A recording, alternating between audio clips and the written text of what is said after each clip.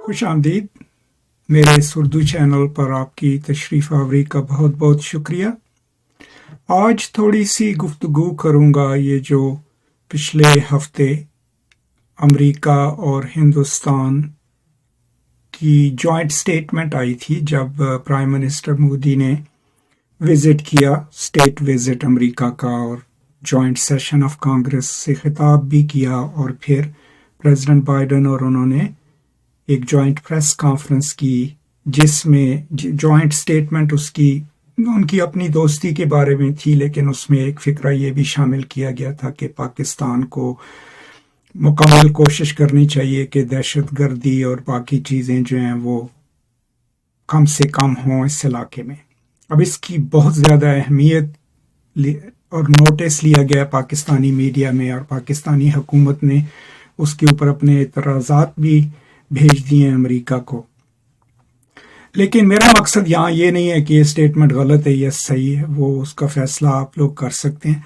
मैं सिर्फ ये थोड़ा सा इसकी अपनी सोच के मुताबिक वजाहत करना चाहता हूँ कि ये हालात जो हैं इस वक्त इस जगह पे कैसे पहुँचे जहाँ पे अमेरिका और हिंदुस्तान बहुत मजबूत एलाइज बन रहे हैं, और ज़ाहिर पाकिस्तान की अहमियत जो है अमेरिका की नज़र में बहुत कम रह गई है। अब इसके कुछ तो वजूहात जो हैं वो लॉन्ग टर्म है। लॉन्ग टर्म इस तरह के, जब इंडिया और पाकिस्तान दोनों अलग अलग मुल्क बने तो दोनों ने अपनी अपनी फॉरेन पॉलिसीज़ बनाई। उस वक़्त पाकिस्तान जो है वो अमरीकी कैंप में था और हिंदुस्तान जो है वो सोवियत यूनियन के कैंप में था। लेकिन सबसे अहम फ़र्क ये था कि हिंदुस्तान या इंडिया या भारत, जो भी आप उसको कहना चाहते हैं, उसने 1947 से लेके आज तक जमहूरी निज़ाम को मजबूत से मजबूत तर किया। ठीक है ना? जबकि पाकिस्तान में जमहूरियत अभी भी एक किस्म का एक्सपेरिमेंट है, मुकम्मल तरीके से स्टेबल नहीं हो सकी। फिर हिंदुस्तान में ये मैं सारी चीज़ें इस जानने के बाद कह रहा हूँ कि इंडिया में अभी भी प्रॉब्लम्स हैं। हिल ट्राइब्स को आइसोलेट किया गया है, दलित पॉपुलेशन के ऊपर मजालिम हो रहे हैं, मुसलमानों को आइसोलेट किया जा रहा है। ये प्रॉब्लम्स हिंदुस्तान में अभी भी मौजूद हैं। लेकिन बाय एंड लार्ज जब बाहर की दुनिया हिंदुस्तान को देखती है तो उनके जहन में सबसे पहली चीज़ ये आती है कि ये दुनिया की सबसे बड़ी जमहूरियत है जिसका जमहूरी निज़ाम है। अब जब वो पाकिस्तान के बारे में सोचते हैं तो ये सोच उनके जहन में ज़ाहिर नहीं आती। ये है परसेप्शन दुनिया की इन दो ममालिक की। ज़ाहिर उसके बाद स्केल, हिंदुस्तान जो है दुनिया का सबसे ज़्यादा बड़ा मुल्क है आबादी के लिहाज से, और दुनिया का 5वां बड़ा इंडस्ट्रियल बेस है उनके पास, तो स्केल का भी फ़र्क है। उसके बाद सबसे अहम चीज़ जो पाकिस्तान अमेरिका ताल्लुकात हैं और हिंदुस्तान अमेरिका ताल्लुकात हैं, उसमें सबसे अहम चीज़ ये देखनी चाहिए कि अमेरिका कोई भी जो फ़ैसला करता है अपने इलाकाई और बैनुल-अक़वामी ताल्लुकात का, उनका गाइडिंग प्रिंसिपल है उनका अपना कौमी मफाद। वो कभी भी अपने कौमी मफाद के खिलाफ फ़ैसला नहीं करेंगे, पॉलिसी नहीं बनाएंगे। तो इस वक्त हमारे इलाके में अमेरिका का कौमी मफाद है चाइना के खिलाफ काउंटर वेट एलाइज रखना। उस लिहाज से हिंदुस्तान जो कि जमहूरियत भी है, जिसकी इकॉनमी भी बड़ी है और जिसके चीन के साथ इतने अच्छे ताल्लुकात नहीं हैं, वो उनका आइडियल एलाई बनता है, और जिसकी वजह से हिंदुस्तान में इन्वेस्टमेंट भी की जा रही है और हिंदुस्तान के साथ मरासिम भी बढ़ाए जा रहे हैं अमेरिका में। ये तो नेचुरल बैलेंस है पावर का दुनिया में। अब पाकिस्तान अमेरिका के अगर आप ताल्लुकात देख लें तो हमारी अहमियत पाकिस्तान की अमरीकी कौमी मफाद के लिहाज से कैसे थी कि जब कोल्ड वॉर थी तो उसमें अमेरिका की कोशिश होती थी कि दुनिया में हर जगह पे अपने एलाइज तलाश करे, तो पाकिस्तान उस वक़्त उनका एलाई था। पाकिस्तान में इन्वेस्टमेंट भी हुई, डिफेंस में भी और बाकी एरियाज़ में भी। پھر 80s میں پاکستان کس لیے اہم رہا کہ جو افغان جہاد تھا سوویت یونین کی تباہی کے لیے امریکہ جو انویسٹ کر رہا تھا مجاہدین کے تھرو، پاکستان اس کی بیس بن گیا، تو ایک ڈکٹیٹر کا وقت اس میں گزر گیا۔ پھر مشرف دور میں یہی چیز جو ہے ہماری اہمیت، پاکستان کی ٹرانزیکشنل اہمیت یہی تھی کہ امریکہ افغانستان میں آپریشن کر رہا تھا اور پاکستان اس کے لیے بیسز پرووائڈ کر رہا تھا، بیسز ایڈمنسٹریٹو اور لاجسٹک بیسز۔ اب حالیہ پچھلے سال میں کیا چیزیں ہوئیں، 1-2 سال میں، ایرس کے اوپر انگریزی چینل پہ میں نے 3 ویڈیوز افغانستان کے بارے میں اس وقت پبلش کی، اور ان میں میرا نقطہ نظر یہ تھا کہ پاکستان جب طالبان کو سپورٹ کر رہا ہے افغانستان پہ قبضہ کرنے کے، تو اس کے کانسیکوینسز ہوں گے لوکلی، یہ کہ افغان لوگ جو ہیں جن کے اوپر آپ ان لوگوں کو مسلط کر رہے ہیں، وہ آپ سے اور نفرت کرنا شروع کر دیں گے، اور جو آپ نے دیکھ بھی لیا ہو بھی رہا ہے۔ لیکن اس سے بھی بڑا نقصان کیا ہوا پاکستان کو کہ اب آپ یہ دیکھو کہ بائیڈن جو ہے پریزیڈنٹ بنتا ہے، وہ اپنی فورسز وڈرا کرتا ہے اس امید پہ کہ افغانی فوج جو ہے اپنا دفاع کر لے گی۔ اب جب طالبان جو ہیں وہ کابل پہ قبضہ کر لیتے ہیں تو وہ امریکہ کے لیے بھی شکست ہوئی، لیکن بائیڈن کے لیے ایک بہت بڑا پالیسی فیلئر تھا۔ اب ظاہر ہے اس وقت جب یہ سب کچھ ہو رہا تھا تو پاکستانی لیڈر بھی، فوج بھی، سب بغلیں بجا رہے تھے کہ دیکھو ہم طالبان نے امریکہ کو شکست دے دی، سمجھ گئے، میڈیا بھی۔ اب اس کی ریمیفیکیشنز کیا تھیں کہ بجائے یہ کہنے کے کہ یا تو آپ نیوٹرل رہو اور یا آپ امریکہ کے ساتھ مل کے کہو کہ یار دیکھو جو جمہوریت آپ نے یہاں پہ بنانے کی کوشش کی اس کو بچانے کی کوشش کرتے ہیں، آپ کے جو سیاستدان اور فوجی حضرات اس کی تباہی کا کریڈٹ لینے لگے، تو ظاہر ہے اس کے بعد آپ کی اہمیت کیا رہ گئی امریکہ کے لیے؟ اگر اس وقت جو لیڈرشپ تھی وہ بردباری سے کام لیتی اور اپنے آپ کو منسلک رکھتی ایک جمہوری افغانستان کے لیے، تو اس کے فوائد کیا تھے؟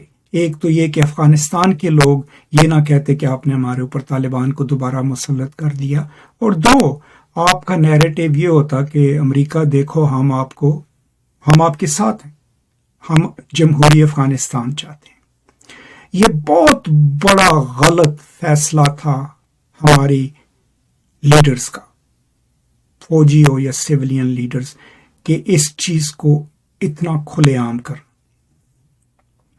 دوسری بڑی غلطی جو میں سمبولکلی یہ سمجھتا ہوں حالیہ دور میں، وہ ہوئی جب عمران خان صاحب جو ہیں اس دن پیوٹن سے ہاتھ ملا رہے تھے، جب پیوٹن جو ہے وہ یوکرین پہ حملہ، اس دن دنیا کا واحد لیڈر تھا یہ جو اس وقت پیوٹن سے مل رہا تھا جب پیوٹن نے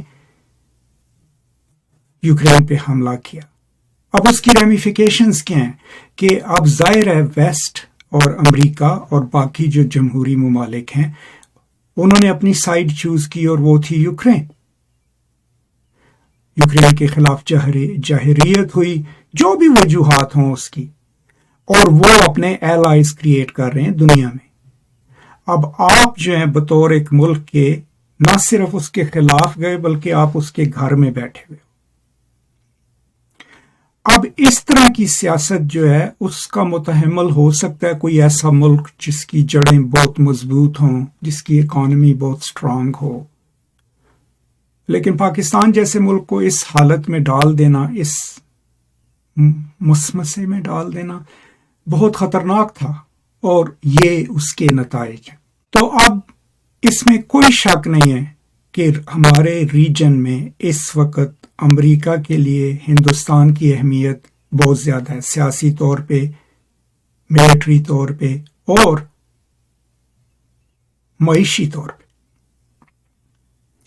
پاکستان کی اہمیت معیشی طور پہ بہت کم، ملٹری طور پہ कोई भी नहीं रह गई, अब हमारी उसको अमेरिका को क्या ज़रूरत है।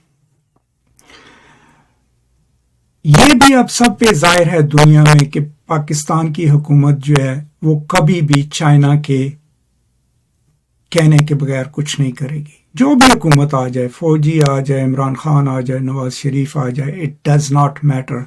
हमने डिक्लेयर कर दिया है अपनी फॉरेन पॉलिसी में कि हम चाइना के कैंप में हैं। ठीक है, उसके हमें फवाइद भी हैं, लेकिन एज अ नेशन अपने आप को एक ग्लोबल पावर से कमिट कर देना, उससे होता क्या कि आपके बाकी रास्ते आहिस्ता आहिस्ता बंद होना शुरू हो जाते हैं। तो अब अगर चाइना के साथ उनका कॉन्फ्लिक्ट होता है मिलिट्री या दूसरा, तो जाहिर है आप चाइना के एलाई हो, आप पे भी उसका असर पड़ेगा। चीन तो उसको संभाल लेगा, ठीक है, उनके पास तो रिसोर्सेज हैं। तो अब मेरा नजरिया ये है कि ये जो जॉइंट स्टेटमेंट आई और ये जो ताल्लुकात हिंदुस्तान और अमेरिका में बढ़ रहे हैं, लॉजिकली अमेरिका के कौमी मफाद के तहत, I mean they are understandable. अब पाकिस्तान ये नहीं कर सकता कि पॉइंट आउट करता रहे कि कश्मीर इन्होंने आया कर देता। Everyone knows that in geopolitics. आपको क्या ख्याल है कि अमरीकी सदर को ये पता नहीं है कि मोदी साहब के करतूत क्या हैं? लेकिन वो शख्सी ताल्लुकात तो नहीं बना रहे, वो कौमी लेवल पे ताल्लुकात बना रहे। और ये चीज़ हमें समझने की ज़रूरत है कि दुनिया के जो कायदीन हैं, जो लीडर्स हैं, वो इसलिए आपके लीडरों की इज्जत नहीं करते कि वो इमरान खान है तो या वो ये पटवारी है, नहीं। उन लीडरों की वक़्त होती है आपकी कौम की अहमियत की वजह से, और कि आपकी अहमियत क्या है किसी दूसरे मुल्क के लिए। ज़ाती मफाद जो मुल्कों का कौमी मफाद होता है, वो ये चीज़ें और इनके फैसले करता है। मेरा नुक्ता नज़र ये है, जो मैंने अपने अंग्रेज़ी चैनल पे बहुत खुलेआम शेयर भी किया, कि पाकिस्तान को कोशिश करनी चाहिए कि हिंदुस्तान के साथ अपने रिलेशंस जो हैं उनको बेहतर करे और इस रीजनल अलायंस को उस लेवल पे पहुंचाए जहां पे हम एक दूसरे की बात सुने। एक हमारा कम से कम नॉर्थ इंडिया और पाकिस्तान का कल्चर जो है उसमें इतनी ज़्यादा चीज़ें मुमासलत रखती हैं, तो बजाय ये स्टेटस रखने के कि यार साडा दुश्मन ते असी दे दुश्मन, हमें काम करना चाहिए इसके ऊपर कि इंडिया, पाकिस्तान, बांग्लादेश मिलकर अपनी टेंशन्स कम करें और एक दूसरे के साथ गहरे और बेहतर रवाबत बनाने की कोशिश करें। ये बतौर एक स्कॉलर आप कह लें या स्टूडेंट के, ये मेरी राय है बेस्ड ऑन मेरी जो लिमिटेड अंडरस्टैंडिंग है जियो पॉलिटिक्स की या रीजनल पॉलिटिक्स की। अब इसमें पाकिस्तान में किस किस को हिस्सा लेना पड़ेगा, आपके दानिश्वरों को इसके ऊपर लिखना पड़ेगा, आपके जर्नलिस्ट को इसके ऊपर सोचना पड़ेगा, आपके सियासतदानों को थोड़ी हिम्मत करके इसके बारे में बोलना शुरू करना पड़ेगा। सबसे बढ़कर जो मेरे फौजी भाई हैं, बहुत सीनियर और बहुत बड़े, उनको ये स्पेस क्रिएट करनी होगी कि ये सोच जो है बैनुल अक़वामी और इलाकाई हम आहंगी की, दोस्ती की, अमन की, ये सोच बढ़े, बजाय इसके कि हम नफरत की सियासत के ऊपर चलते रहें, इलाकाई भी, अंदरूनी भी और बैरूनी भी। तो बहरहाल ये ज़हन में रखिएगा कि अमेरिका जो भी फैसला करता है अपने दोस्ती का किसी के साथ, उसमें उनका कौमी मफाद जो है वो प्राइमरी डिसाइडिंग फैक्टर होता है, और इस वक्त उनका कौमी मफाद मुंसलिक है इंडिया के साथ और इंडिया की वायबिलिटी के साथ, उसको डिनाई नहीं किया जा सकता। अब पाकिस्तान ने क्या करना है अपने आप को दुनिया में अहम बनाने के लिए, अपने आप को रेलेवेंट बनाने के लिए, वो ये नहीं है कि तालिबान उधरों इशारा कर दो, नहीं, उससे आपकी काम नहीं चलेगा। वो होगा लॉन्ग टर्म इंटरनेशनल सोच, बैनुल अक़वामी सोच, اور پھر قومی پالیسی کی تشکیل جو پاکستان کو دنیا کے باقی ممالک کے ساتھ پرامن طریقے کے ساتھ رہنے کی اجازت دے، تاکہ پاکستان بھی بین الاقوامی کمیونٹی کا ایک عزت دار ممبر ملک رہے اور بن سکے۔ یہ تھی چند ٹوٹی پھوٹی سوچیں۔ بہت شکریہ، پھر حاضر ہوں گا کچھ اور خیالات کے ساتھ۔ اپنا خیال رکھیں، خوش رہیں، آباد رہیں، آزاد رہیں۔ خدا حافظ۔